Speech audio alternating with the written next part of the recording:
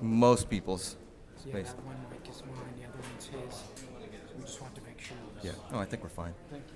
We'll get started momentarily. Just want to let people know restrooms are behind you if anyone needs that. We've got chairs in the back as well. We can pull out more chairs when we need. Jackie Anderson should be leading us off momentarily.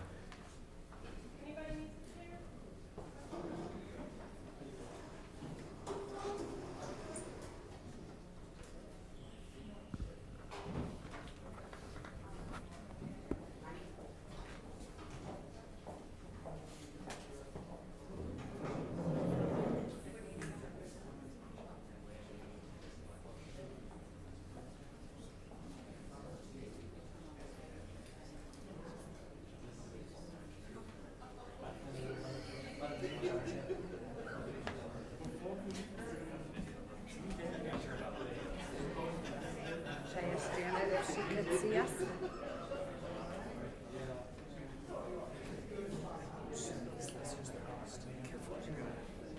Janet Bass, and who cares? Thank you. I'm calling. Yeah, I think so.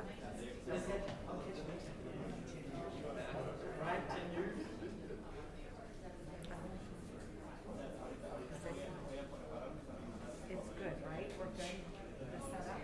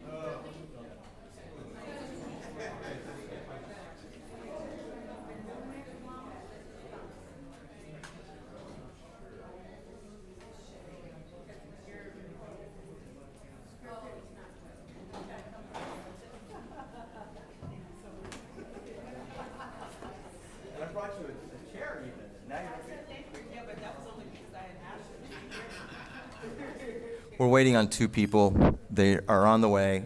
They should be here shortly. We'll start soon.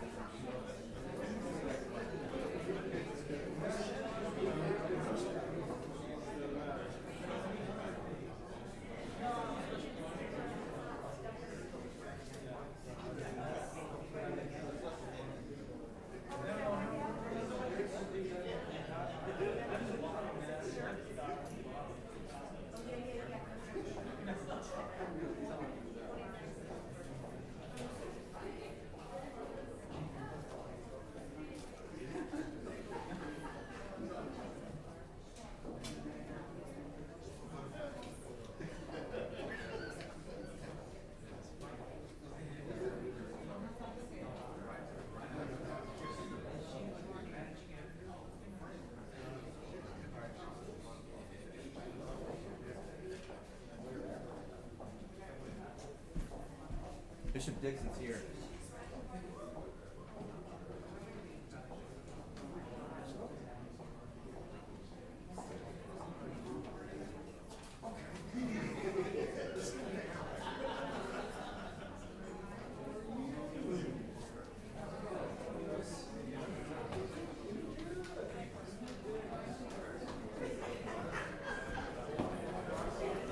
Well, is this on? Is this on, Hannah? Is it on? It's on. It's right here. Here's Okay, well, all speakers, please come to the stage.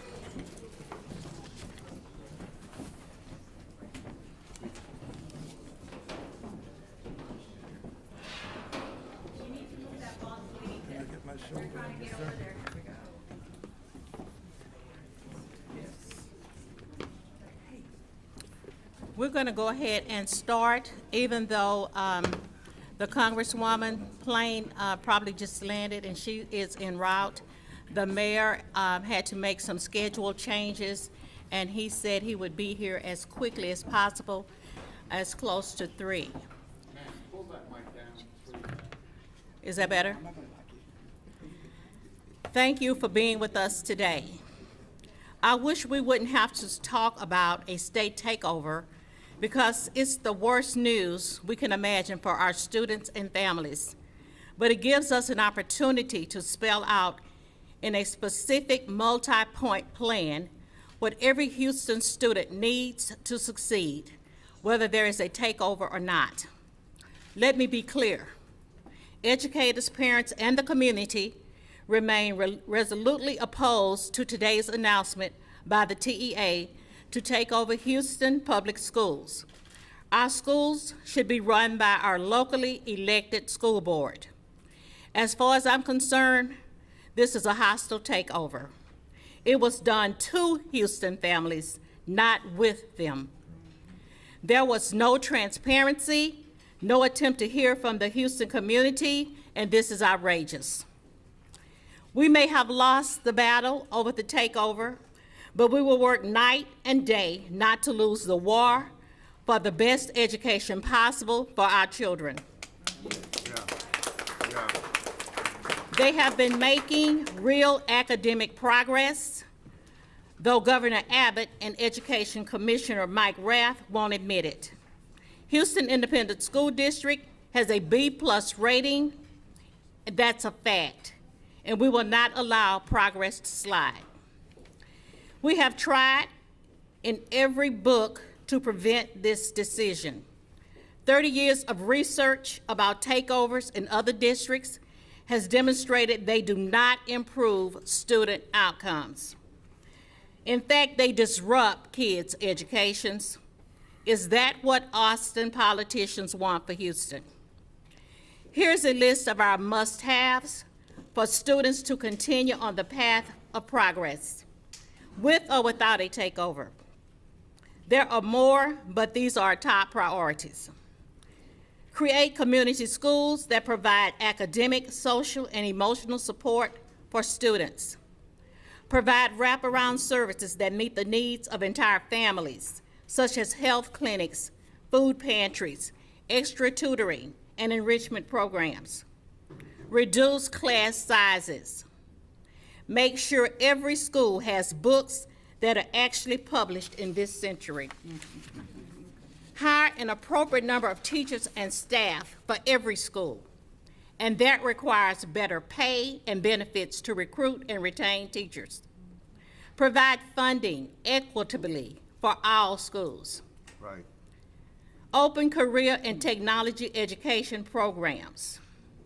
And we will make sure that the consultation rights and employee rights are maintained, and will expose any effort to privatize HISD jobs. And now I will introduce to you Retha Thomas, the president of the HESP Union.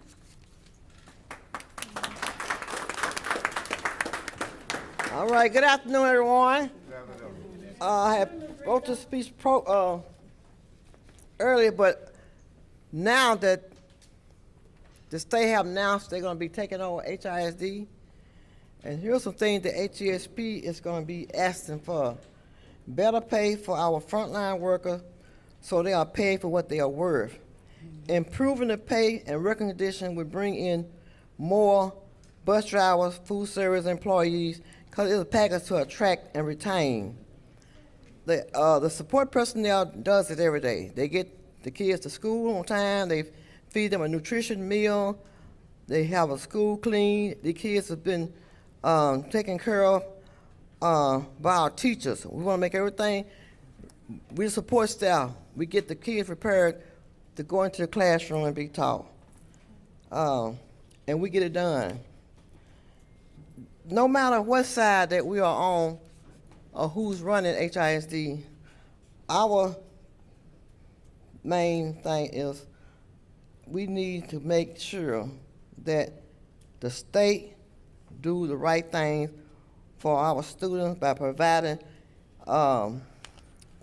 them with a balanced education.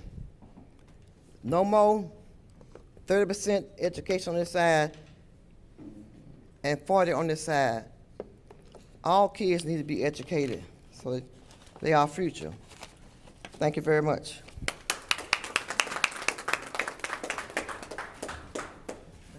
Thank you, Retha. The Texas AFT President, Zeph Capo, should be able to be zoomed in at this time. Is it ready?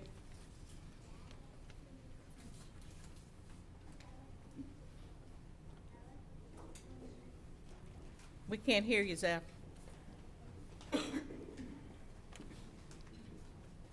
Hold on a minute, Zeph.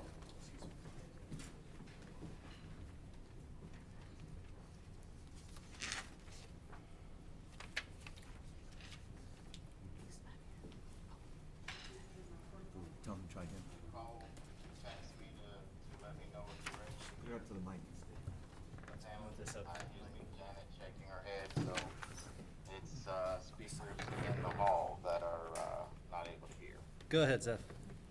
Okay, great. Can you speak Thank it you. around this way so we can see it? Yeah. We can't hear or see you. Let's see here.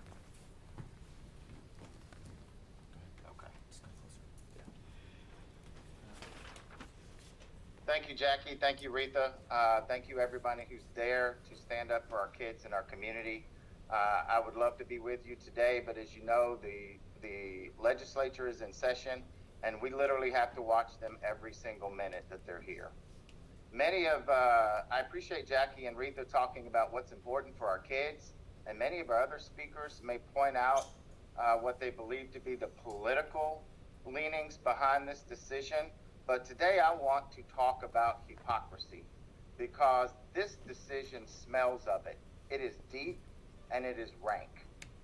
You in the media should know better than anyone else why we would not trust TEA to run our district.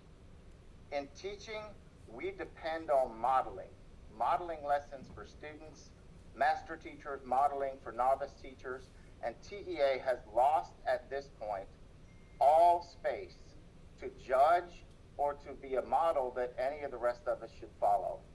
TEA has been and may currently still be under investigation by the federal government for mistreatment of special education students across this state. You in the media have published the headlines on crony contracts and the waste of our tax dollars. Your headlines have written about felons who have defrauded the government and been placed on boards of managers by the agency because they didn't do their homework when charged with the responsibility of overseeing other communities' kids. The state of Texas has engaged in 15 or more state takeovers to date. If we applied the one school criteria to the state agency, then shouldn't they already be taken over by the federal government for school district failures? All from an agency staffed with bureaucrats apparently ready to stick it to school districts and sacrifice our fourth grade teachers to pass a tax break for the wealthy. This lack of transparency is appalling. Basing this decision in part on an investigation you refuse to share with the public, they passed laws at the state legislature to keep that report hidden under the guise of witness protection.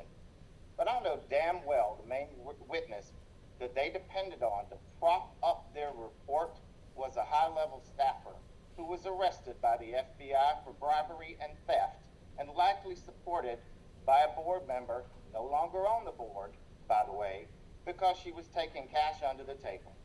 Release the report, TEA, and prove me wrong. Despite all of this, the state and its officials will now be responsible for more than 180,000 students and 25,000 school employees. For their sake, I have no choice at this point but to wish them well and hope that they succeed. But make no mistake, we will watch every move. And as long as you are treating our kids and our employees with dignity and respect, we will work with you. But the moment you cross that line, we will be there to hold you accountable. Thank you.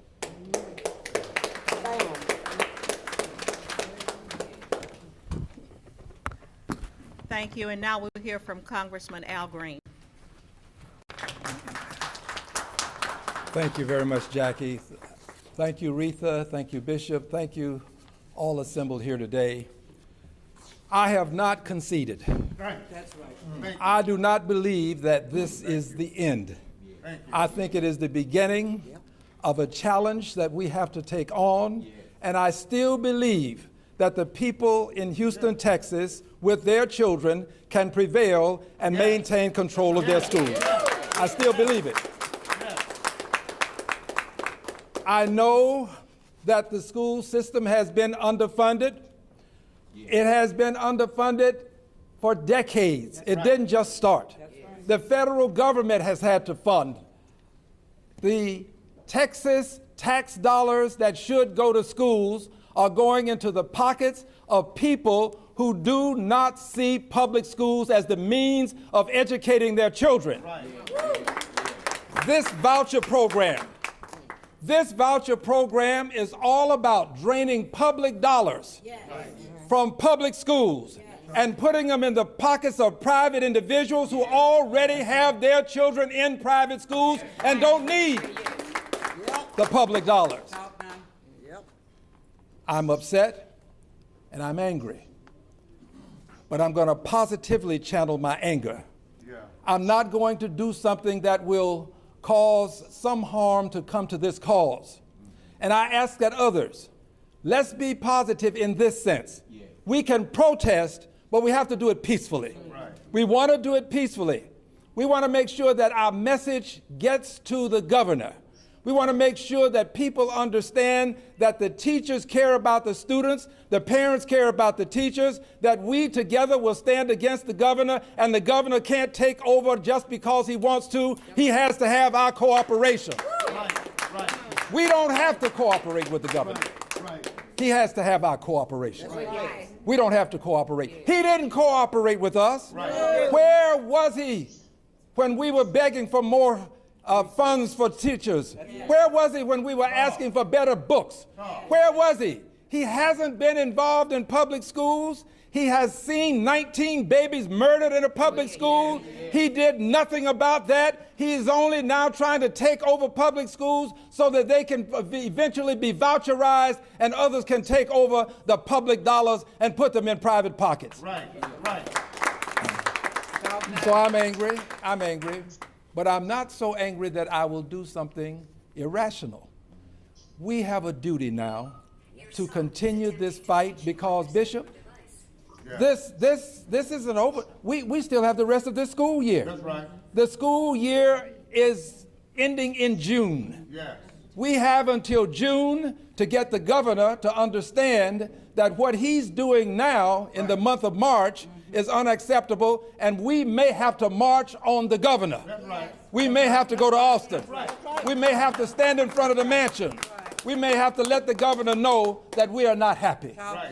That doesn't mean we'll do anything violent. I have to say this continuously because there are people who always want to say that we want to do something violent. No violence. We can peacefully protest and make it clear to others that we are upset. Finally, this.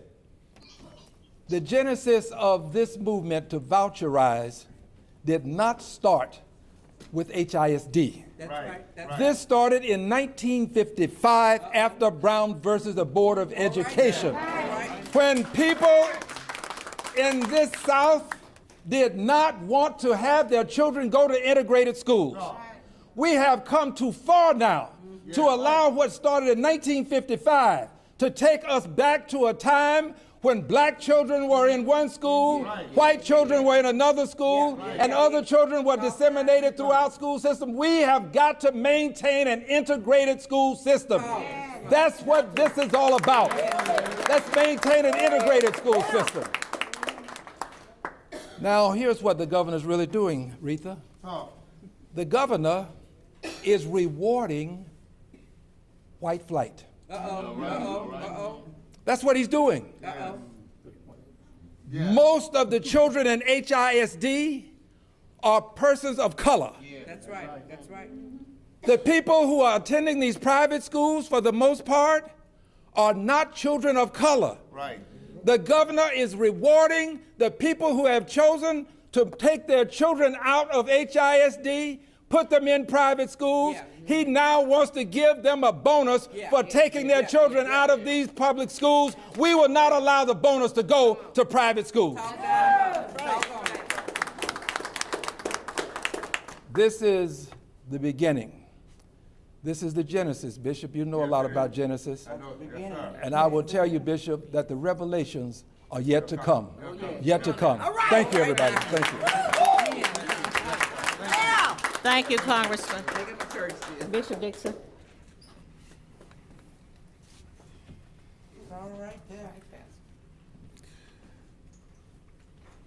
To all of those responsible for us being here, thank you so much, President Anderson, and to all of you, the labor union leaders. Thank you so very much, Ms. Retha, and to Hanny, all of you, our colleagues, and to our congressman who just articulated very well exactly my sentiments. This is absolutely Genesis. I want to say, I'm speaking, of course, on behalf of the NAACP, along with the Houston Metropolitan Baptist Ministers Conferences, as well as other pastors across this city. This is a hostile and unjust takeover of HISD by the TEA and by the governor of our state, and it is a crime against almost 200,000 children. This is a crime. I want to go on record to say this is a crime. Yes, it is. It's a crime against public education, and it's a crime against the Houston community. Today, Commissioner Mike Morath, announced definite plans for TEA to take over HISD. But we want to declare today that those plans are not so definite. Yes, that's right. A school district that has been given a rating of B plus by his own agency. That's right. Is what he declares is worthy of being taken over. That's right.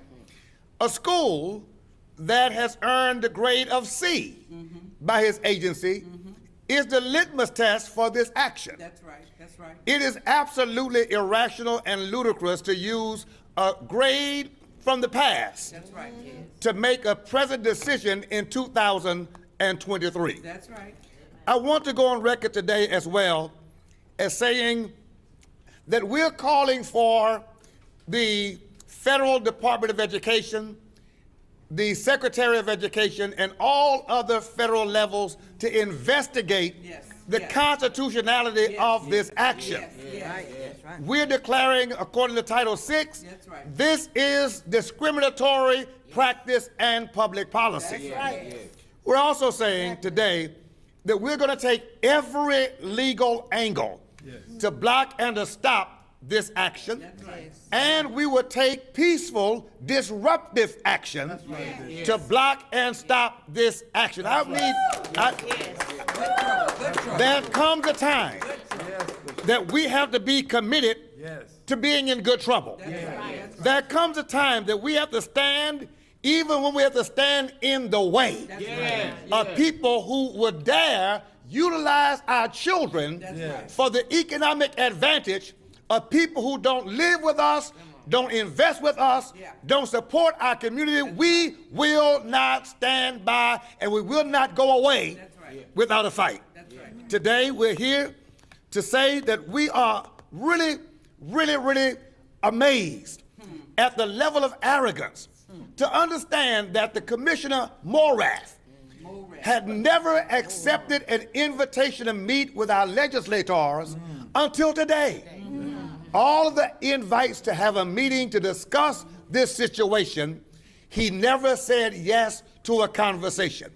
The governor has never met with our legislators nor stakeholders to discuss what is the reason behind the hostile and unjust takeover.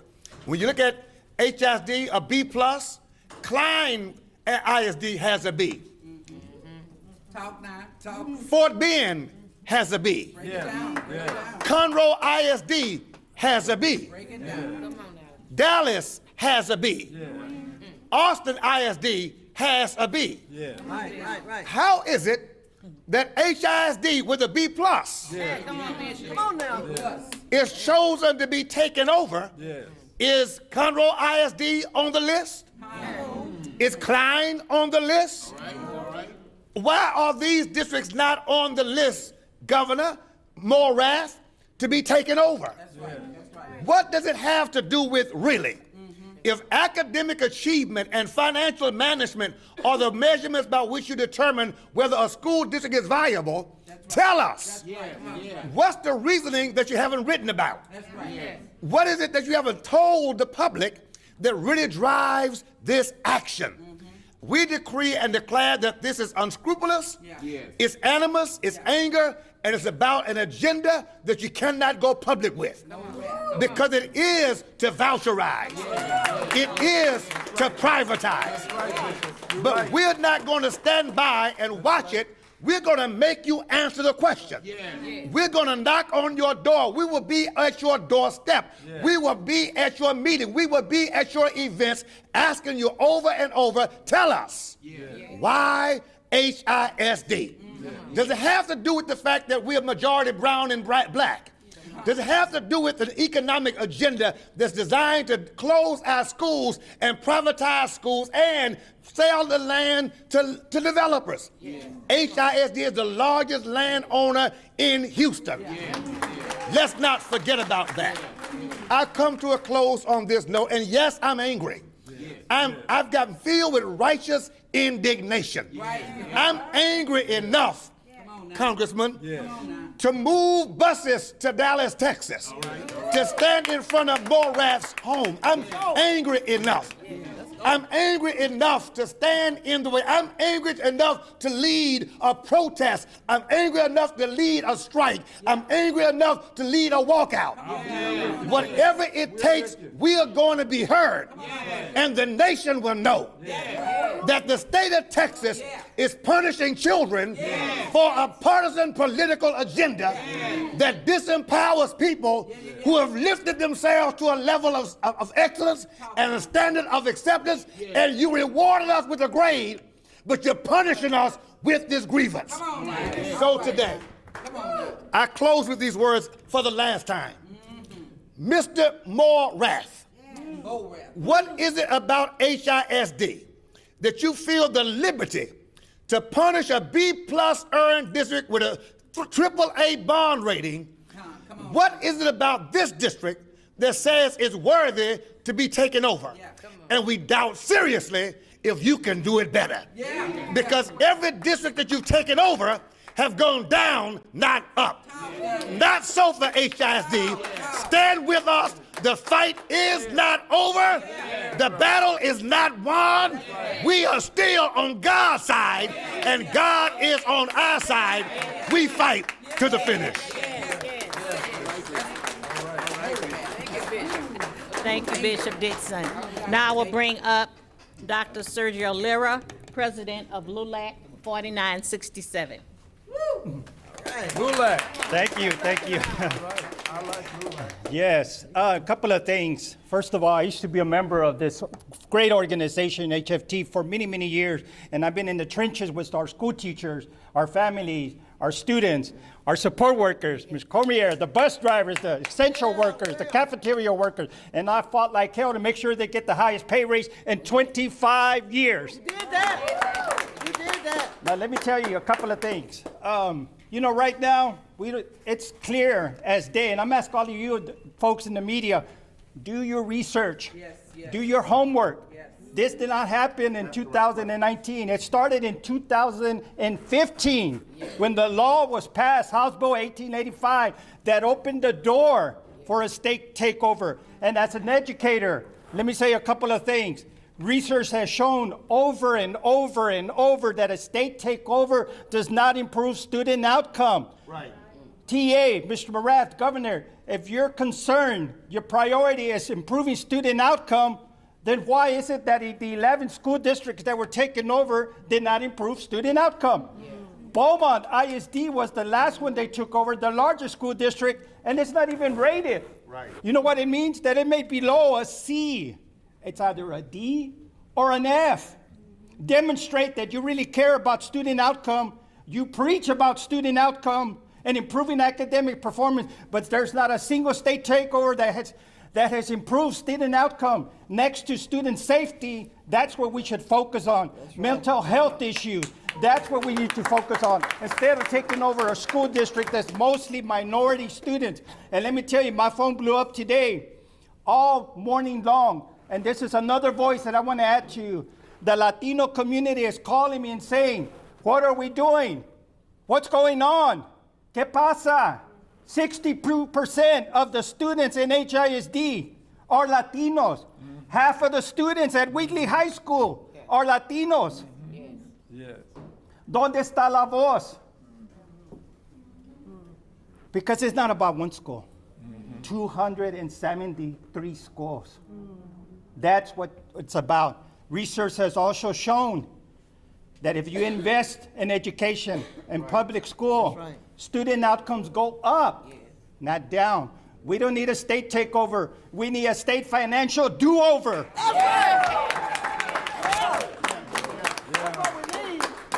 And let me just say a few words para en español, que son la mayoría. ¿Dónde están nuestros líderes? ¿Dónde está nuestra comunidad? Necesitamos que tener la voz para nuestros hijos, estudiantes y padres y los trabajadores esenciales que trabajan en la escuela y sus hijos atienden y asisten a las escuelas públicas de Houston. Quiero que sepan que esto es un ataque en la educación pública para privatizar la educación. El gobernador comenzó con los vouchers, school choice, eliminar programas de diversidad y ahora tomar control del distrito más grande. El mensaje es claro, no es el estudiante, son los intereses de los millonarios que viven afuera del Estado y que están apoyando a las personas que apoyan esta ley. Les quiero decir a todos que sí se puede y así estamos unidos. Gracias. Thank you, Dr. Lear. We can talk all we want, but at the bottom of this are parents and students. That's right. That's And so we have a parent here, and we have some students that want to speak today. Yes. Hello. My name is Audrey Nath, and I am a proud HISD parent, All right. as well as a pediatric neurologist. As a parent, I was appalled to hear about the state takeover. We love our school. My son is a kindergartner at Wharton Dual Language Academy. All right. It is our neighborhood school. We walk there. It is beautiful. There is tons of parental involvement. So I felt like we must be talking about a different district because this doesn't sound nightmare, right. Exactly. There's not a single parent that I've spoken to who wants this. None of the parents or teachers that I've spoken with at school or on the playgrounds or at play dates are saying, oh, we need to have some non-elected managers taking over our school. Talk down. Nobody is saying that. And as a neurologist, I'm very concerned that there is no plan in place for our students with neurodevelopmental disabilities. No plan whatsoever. And our students with disabilities, they have very intricate accommodations and plans, and they deserve better than to be an afterthought to the managers. As a scientist, I know that the data shows that takeovers don't work. Tell it. In the literature, Schuler and Bleiberg, 2021, that paper reviewed state takeovers all over the country and found no improvement in academic performance from the state takeovers in any of these districts. So, in conclusion, as a proud HISD parent and a physician, our fight has only begun. That's right. That's right. That's right. Help us. That's right. By signing the petition at HoustonCVPE.org. Let's demand a democratically elected board that answers to us. That's right. That's right. That's right. That's right. That's right. And please talk with other parents and students and teachers and fight this hostile takeover with all of your might. That's right. That's right. Thank you so much. Thank you. Thank you.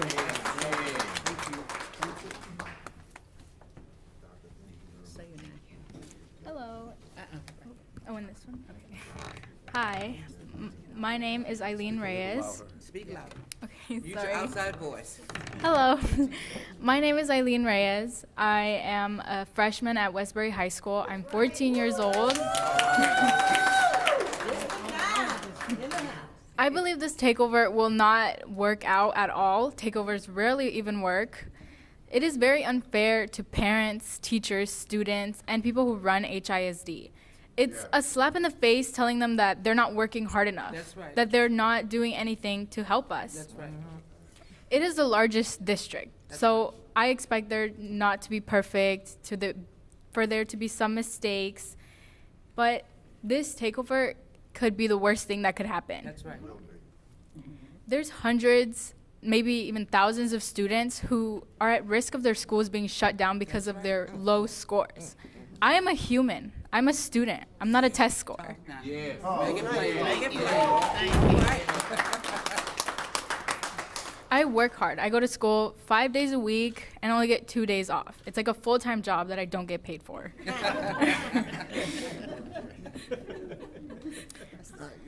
And I have 8 classes, including an advocacy class where they still make us do other work. Now. I take STAR tests, PSATs, TELPAS tests every single year, and they take at least 4 to 5 hours. And there's plenty of other students who also have to take them. You have to put that B plus. That's why we got that B plus. I also participate in sports, which is a lot more harder for me to be focusing on schoolwork. With all these teachers giving me work, it's very stressful, but we learn how to handle it. Most of us here probably have kids. Imagine having to drive your kid 40 minutes to an hour because their school got shut down because of their poor scores. That's right. It is definitely not fair that some students have to drive very far from their homes just to get to school every day, and their parents who probably work jobs and take care of other siblings. It is not fair that students are told your scores are bad. When is it really our fault? Is it really us who reflect on our scores?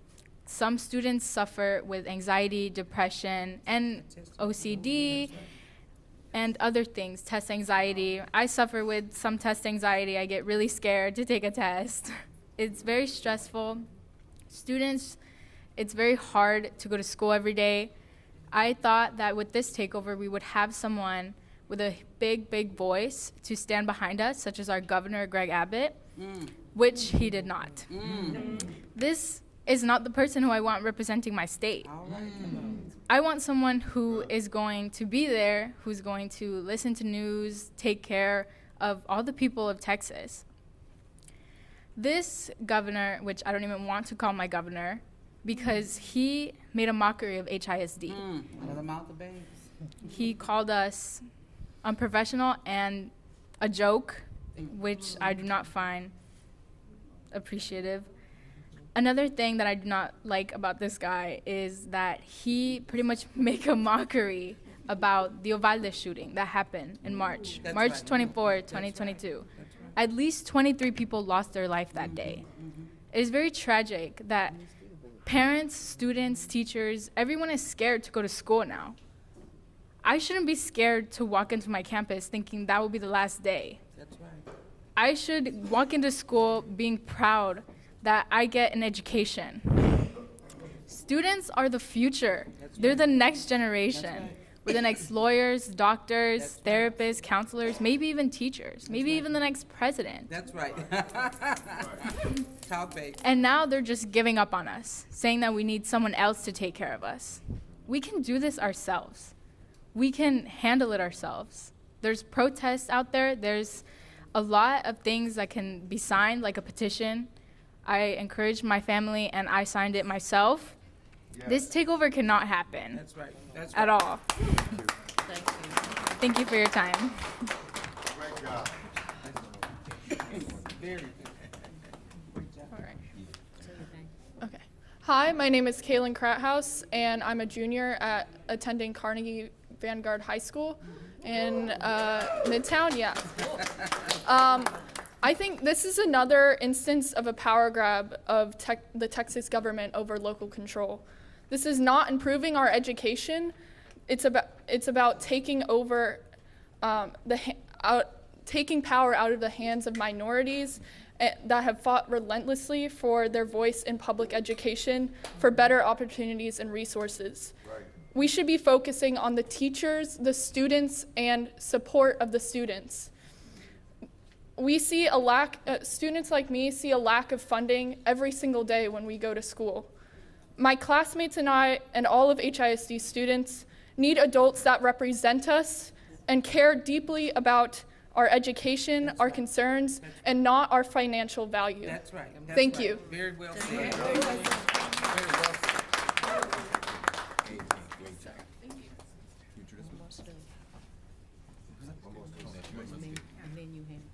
Let the students speak. Yes, okay, hi, my name is Ivana Washington, and I'm a senior at Lamar High School. I was in 9th grade when COVID hit, and I had to spend almost half of my high school experience online. Take your time, babe. Just take a deep breath. There are many students like me that COVID has affected that the governor doesn't even care to understand.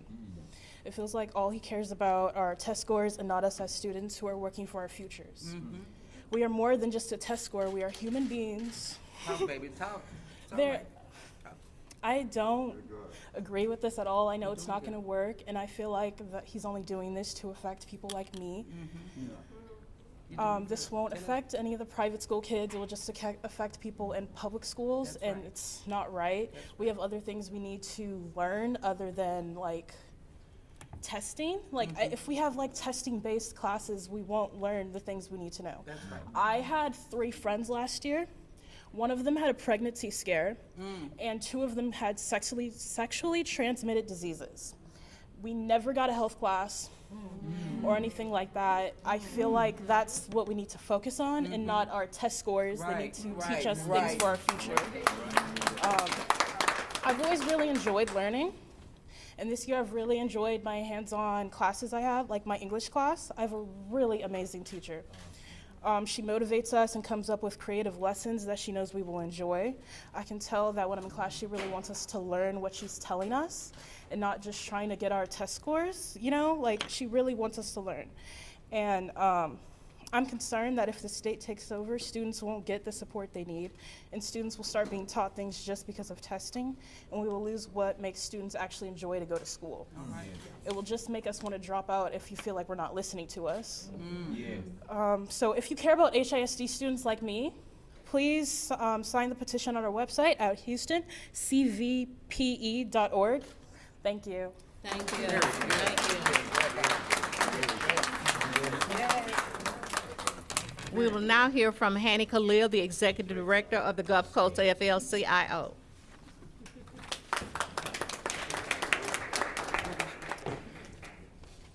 Good afternoon. It's Hani Khalil. I'll spell it because it's probably the hardest name of all those that have spoken today. It's Hanykhalil. In addition to being the executive director here at the Texas Gulf Coast Area Labor Federation, I'm a former HISD social studies teacher and a proud board member of the Houston Federation of Teachers. So our 95 affiliated unions and 60,000 union members are proud to stand today alongside teachers and support personnel and parents and students and faith leaders and former trustees and elected officials here in Houston to call out the hostile takeover of HISD for what it is. It is a coup. Sometimes coup plotters carry Confederate flags. Sometimes they wear fur and horns. And sometimes they wear jackets and ties, smiling while they take a hacksaw to your rights, telling you what they're doing is servant leadership. And that is what is happening today. This is a coup, plain and simple. Mike Morath. Morath. So experience has proven over and over again that school district takeovers fail. They lead to skyrocketing teacher turnover, more school closures in black and brown communities, and profit-seeking charter expansion that purposefully under-enroll students with disabilities to inflate their accountability ratings. That's right. That's right. This is just the latest in a long campaign by state officials to roll back successful and popular programs right here in Harris County. In addition to today's takeover, let's keep it real. State officials have obstructed Harris County's ability to implement a responsible budget with increases for public safety. They've implemented legislation blocking efforts to make voting easier and secure. They've limited the ability of cities and counties to raise revenue. And they've obstructed local health officials' work to prevent the spread of COVID-19 and keep our families healthy and safe. That is what state interference in local government looks like. And now, new legislation introduced just this legislative session threatens to further erode Houstonians' ability to govern ourselves. House Bill 2127, Senate Bill 814 would prevent cities and counties from adopting or enforcing local ordinances related to labor and the environment and workplace safety, finance, insurance. The list goes on. By giving exclusive authority to the state over these codes, this Death Star law would make any local law within those areas unenforceable. That means an end to water breaks for construction workers working in the hot Texas sun in the summer. It means an end to prohibitions on predatory lending that takes advantage of vulnerable residents. It means an end to our very ability to govern ourselves locally. So Governor Abbott's takeover of the largest school district in Texas, the fourth largest city in the United States, has been predicated upon demonizing and delegitimizing and now disenfranchising Houston voters. Demonizing, delegitimizing, and disenfranchising. That is what this TA takeover is. The fact is they want to take away the ability of our elected leaders from the state's most populous and diverse county to represent and lead our own communities. This isn't about helping students. Let's not kid ourselves. It's about taking power from voters in the largest and most diverse municipality in Texas. It's about blocking our progress at the local level, the progress that makes the lives of working families better that we have been doing here in HISD and in the city of Houston and Harris County for years. That's right. That's right. So the AFL today calls upon Governor Abbott and elected officials from both parties to reject these attacks on our schools and our communities and our democracy. We call upon them to reverse this takeover, reverse course. And we call upon them to reject House Bill 2127 and Senate Bill 814, the Death Star bill currently making its way through the state legislature. We need to defend our local power. We need to defend democracy here in the city of Houston and Harris County. Thank you very much. Thank you, Hanny. On stage also, but not speaking, I want to recognize Ms. Carmela Walker, who is the program coordinator and advocacy specialist with the Houston Area Urban League. Bishop Dixon, you want to come and bring greetings from? Yes, I do want to mention. Yes, I do want to mention that Congresswoman Lizzie Fletcher sent her regards and full support. Commissioner Rodney Ellis sends his full support, could not be present, along with several council members as well. I want to say this. and I think this really needs to be said, when you listen to what Hanny just articulated, the reality is when you take democracy out of an institution like Houston ISD and place this institution under the board of managers appointed by a singular individual, we are going back to a time before the 50s. I don't want this to go unspoken. We are not asleep at the wheel. That's right. We understand what plantations smell like. We understand what oppressive politics looks like. This is really about taking authority over a district like HISD. It's apartheid. This is not modest. This is not congenial. It may look smooth on the surface. It may look smooth in the document, but any way you slice this, when you shuck the corn right down to the cob, this is oppressive, partisan politics, and this is about suppressing people's rights to rule themselves. And that's what democracy promises. A B plus shouldn't. How do you not pass with a B plus? I mean, I think honestly they were surprised that the district met the grade. I think they were surprised that Wheatley rose to a C. That's right. Because before then, the argument was a lack of ability. That's right. Incapable. The professionals were incapable. The teachers were incapable. The students were incapable. The parents were incapable. But they made the grade. That's right. So now that they made the grade, you have to change the rules. That's right. Now you say it doesn't matter if you made the grade. We're going to take over. If we had made an A, we will still be dealing with the hostile, unjust takeover because the decision was not based on merit. The decision was based on motive. And that's what we've got to communicate. This is not about merit. This is about motive. And we want to make that clear. Media, we're asking you to ask the question to Commissioner Morath. If they merited a B, what's your motive for the takeover? Right, exactly. Explain your motive for the takeover. And why can't you, if it's honest, have a town hall meeting in Houston with parents, with these students who are on this stage? They earned the B. That's right. Come explain to these students. Let me see the students. Come and explain to these students who earned the B plus why a B plus was not good enough. Come and explain to these teachers why a B plus is not good enough.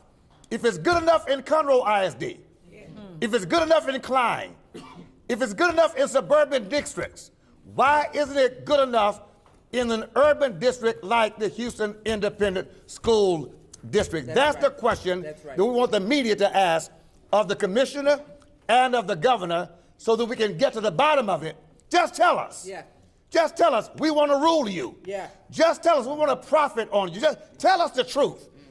Don't lie about it because it cannot be about the grade. You set the standard and they rose to meet it and you're still punishing. Right. That is a moral question. It's a justice question, and you need to answer it for the public because, Governor, you are our governor. That's right. Of our state. That's right. Mike Morath, TEA is not owned by you. That's right. This is a state agency. That's right. We need you to be held accountable. It's not based on their merit. Tell us what is your motive. That's right.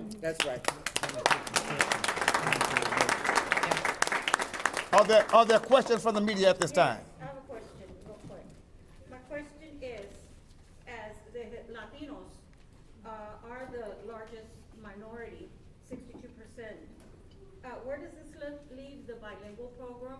And where does it leave the special ed program? Because I've spoken to, as a retired teacher of December. It leaves it in the hands of a management, a board of managers, unelected, that the parents of the 62%, those children, will have no influence to determine curriculum, programs, health and safety and wellness of those children or of the other What about the board of managers? Will they reflect the looks of the community? Th- Will There they is, be like me? there is, that is appointed, and it's not up to the community. The board of managers will be selected by the commissioner, Morath.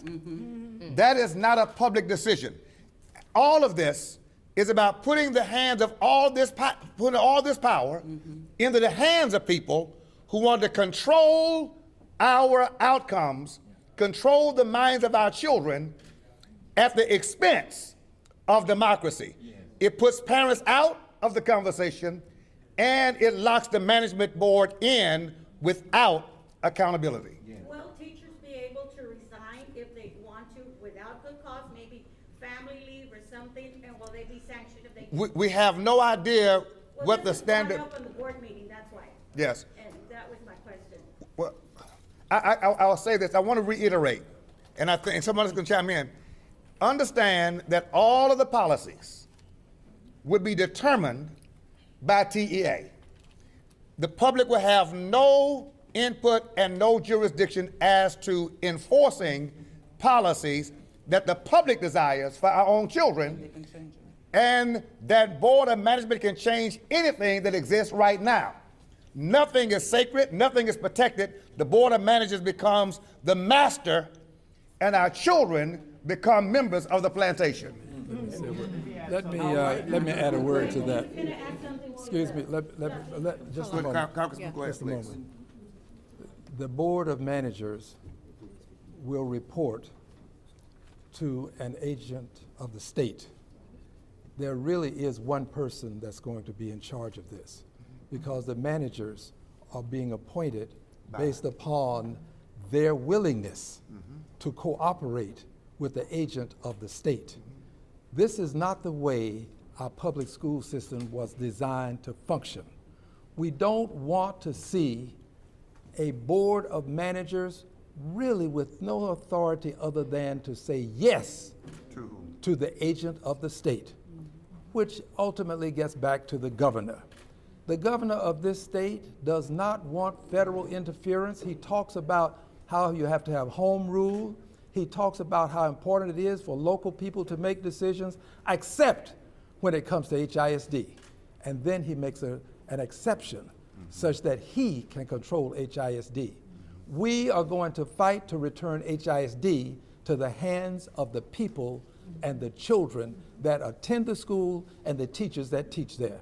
That's our mission. As Sergio said, let me say this. This ceases to be a public school system. A public school system is a school system that is governed democratically by individuals who are elected by the public. That's the definition of a public school system. If the public does not govern the system, Congressman, by definition, does that not cease to be a public school system?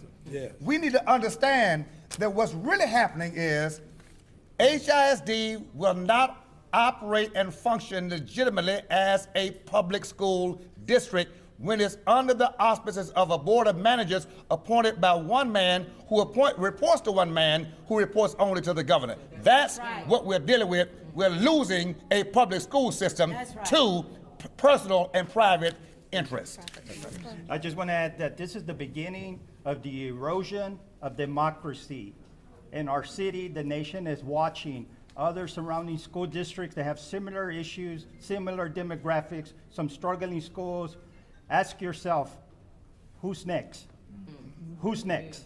If you take over the largest school district, you're able to take over you can take over any school district. There's a saying, those in power make the rules, but it's up to us, the community, to fight back. And let me just revert back to your question, Mrs. Moreno.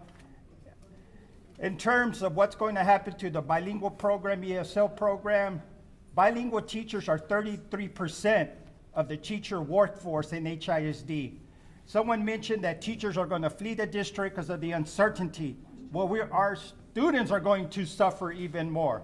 But not only that, with the explosion of recent immigrants into our beautiful, diverse city, ESL stipends are threatened. Bilingual ed is threatened. Yes. And with the movement, listen closely, pay attention to what the governor is doing by eliminating diversity, equity, and inclusion policies and programs. What is to say that these board managers are not going to align the same decisions They have to. of the program? They have to. They have to listen to the governor.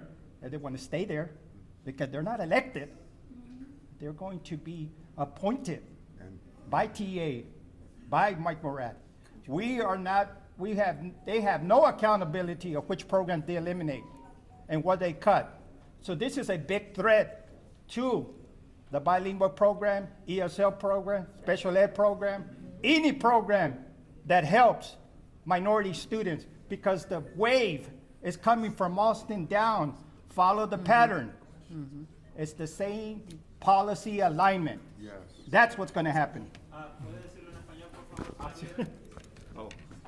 Lo más quería de contestarle de qué efecto va a tener en el programa bilingüe, y le estoy contestando a la maestra Moreno, que si seguimos la retórica del gobernador de eliminar programas de diversidad, igualdad, inclusión, las personas que van a estar, los van a escoger sin una elección, vamos a perder la democracia de tener un representante para abogar y luchar por sus estudiantes y sus padres.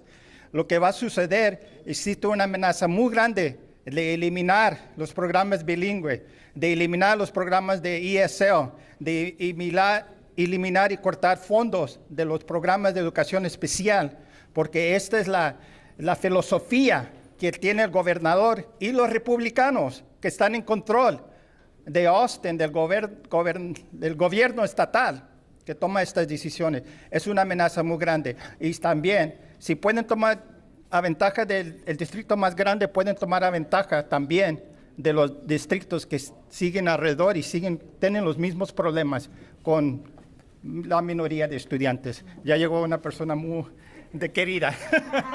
Thank you.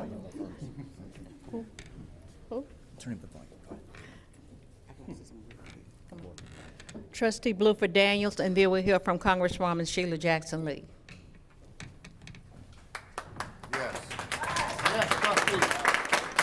See, I was wise enough not to follow the Congresswoman. But let me just say that I am Kathy Bluford Daniels, and I am a current sitting board member for HISD District 2. And I wasn't going to say anything, but I was compelled to do so because let me just explain something to you.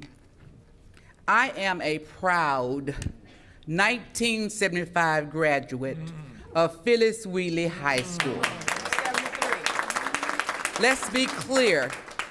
Wheatley produces productive people, and I am not going to continue to hear and let our students at Wheatley, Cashmere, and any other schools, but especially Wheatley, continue to hear that handle that they are not successful, that they are failing students. We did all right. Everybody knows Barbara Jordan and Mickey Leland and George Foreman. But now you know Kathy Bluford Daniels.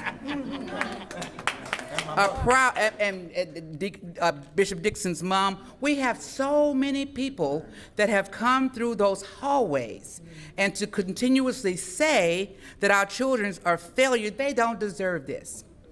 Keep in mind, this is what people fail to realize. When we came, we got a new board primarily in 2020, January of 2020.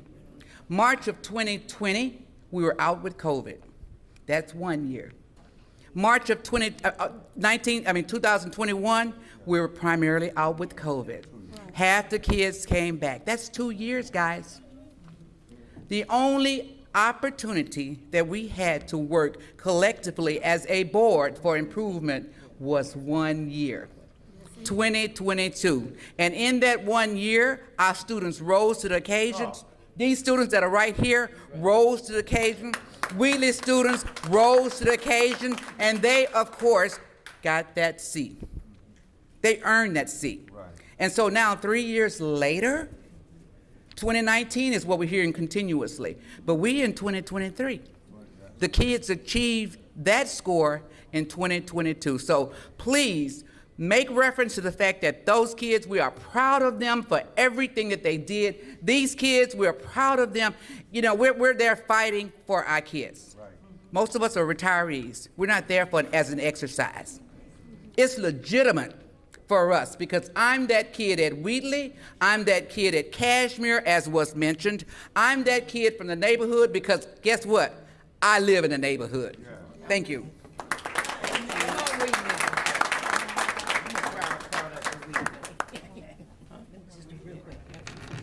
Board Member Guidry. Good afternoon. I am Myrna Guidry. I am the proud trustee of District 9 where excellence resides. Yeah. And the reason excellence is one of these children who went to Westbury. Westbury is in District 9. Yeah. I was appointed to this board in December of 2020. From December of 2020, we have worked our butts off. We have been consistent. We have been dogmatic. We have been working day in and day out to bring this district to a B+ district. Yes. And at this point in time, it's appearing as if our efforts are being thwarted on. It's appearing as if they're not considering the fact that this is a brand new board. This is a board that has put everything we had into this district and willing to continue to do so. Yeah. But we are not being allowed the ability to continue the work we have been doing and will continue to do. When we began, there were 50 failing schools. Yeah. We're down to 10, and we were on our way to 0. Yes. Yes. We were on our way to 0, just given the opportunity to do so. So on behalf of the current Board of Education, I have to say, I'm not just disappointed, I am mad. Yeah. Yeah. I am mad that we cannot finish the work that we began. Yeah. Thank you. Amen. And the lady that needs no introduction, my Congresswoman, Sheila Jackson-Lee. I am humbled to be here. Just landed from Austin, Texas. Left early this morning to join state legislators in a meeting with Commissioner Morath. I wanted to hear for myself. So I know there have been a series of press conferences. My colleagues in Austin had one at 1. I had to leave in order to get here, but spoke earlier this morning right after the meeting with Commissioner Morath. Let me say to all of you that are here, from Dr. Lira to Bishop Dixon to our president of the American Federation of Teachers and to our school board members, and of course to my strong fighting civil rights activist colleague, Congressman Al Green. I am so excited to be here with him. We are in tandem. To our teachers, to our students, I want the students to know that every time I spoke, I said the students, parents are number one. Not that we are in any way ignoring the vital necessity of teachers, but teachers believe students are number one. Retha Thomas and the bus drivers and support staff believe teachers are number one. And our president, Randy Weingarten, believes that teachers are number one, and she is going to show us that in a moment. But let me be very clear. In that meeting were your state representatives. I applaud them. I don't want to give the list of names. There were your senators who were there as well. And collectively, there wasn't a voice in the room that a collective body, let's say the majority in the room, opposed this process. And the reason of opposing this process was clearly because we have a question of whether or not there is authority to do what Commissioner Morath is saying that he can do. Let me be very clear. He has the discretion to hold up. And it is very clear that this school board is a school board on the move for positive reaction and action to our children. Our school board acted last Thursday, dropped the lawsuit that had come to a conclusion. And thank you to the AFL-CIO, and Hanny, thank you so very much, and to our leadership in the AFL-CIO. And of course, Communication Workers of America. I saw Claude Cummings. But they clearly dropped the lawsuit to engage. They are free now. There's no legal entity that stops them from engaging. Be very clear. The commissioner has not called them one time to sit down and see how we can resolve. That is suspicious. That is no conversation, Bishop Dixon. And so I'm here to say that we must be the fighting team for our children. We must never give up and give in and give out. And I believe these remedies are imperative. President Biden is the public school president. It is imperative that the Department of Education, as we've written to them, as they're now reviewing right now, they are reviewing with the Office of Civil Rights to determine what their next steps will be. There is discrimination. There is lack of equal protection of the law. There's lack of due process. This bill fails on its face. Now, they added in 2021 the ability for an administrative appeal. The administrative appeal goes to TEA. It has not an outside body for them to appeal. So the folk that are voting against, or the folk that are saying it should be taken over, are the very ones that they have the only privilege to go and appeal. Let me also say the Board of Managers. The Board of Managers will have no boss other than the Commissioner of TEA and the Governor of the state of Texas. No parent can say anything. No student can come. These wonderful students, our students are brilliant. They made it through the pandemic and they're back in school. They are brilliant. If you go to these schools and see these programs, you will not have a dry eye. You will be crying because you'll be so emotional about how gigantic a genius these students are. I applaud them. But they will have no say. Their parents will have no say. Teachers will have no say. Bus drivers will have no say. Cafeteria workers will have no say. Maintenance workers